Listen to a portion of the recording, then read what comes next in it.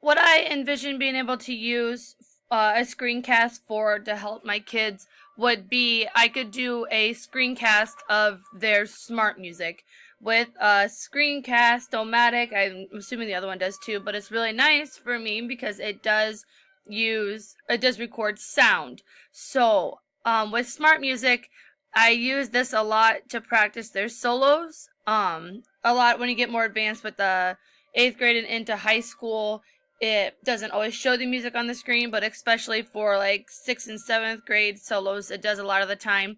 In 5th grade solos, our 5th and 6th graders don't have iPads, but they are very active on their emails. So what I would probably do after I do a screencast, I could upload it to YouTube and then share a YouTube link with them and that they could play along with.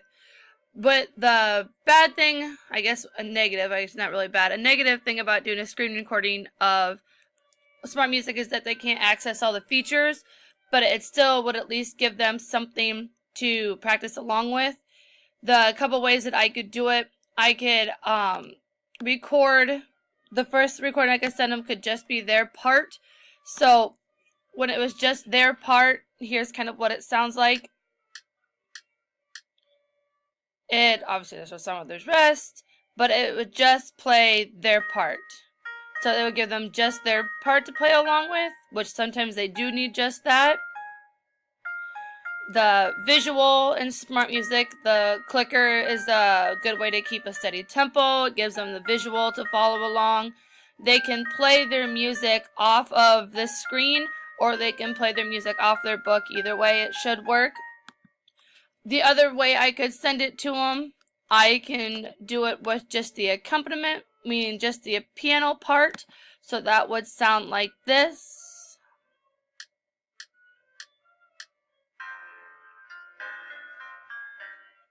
Again, the visual plays the piano part without their part.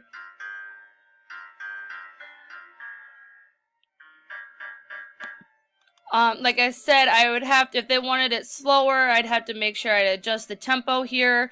If they wanted the piano and their part, I'd have to make sure I send them with both.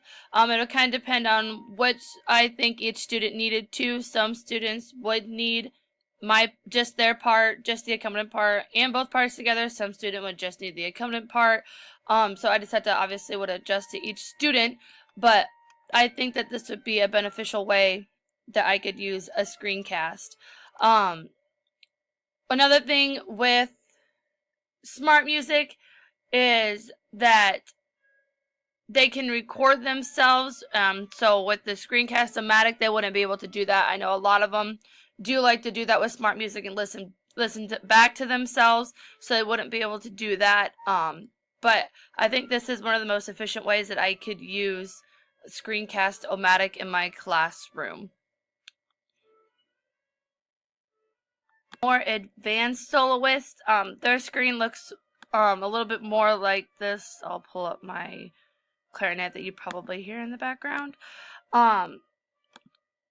She is working on solo and ensemble music, so I could do the same thing for her, but as you notice, there isn't the visual, but I can still do the option of doing just the accompaniment part or her part or both. I still, like I said, I still do have that option. It wouldn't really be as much of a benefit for her because there is no visual, but it still would be a way to give her something to practice along with.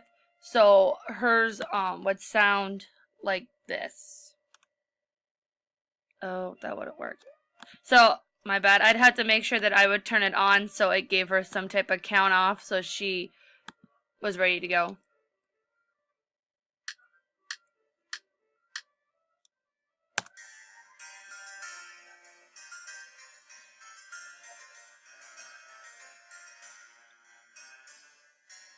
She could still, high schools are probably still advanced enough they could figure out the counting by using the numbers up here if they needed to be. But it could still obviously be beneficial and provide them something to practice with.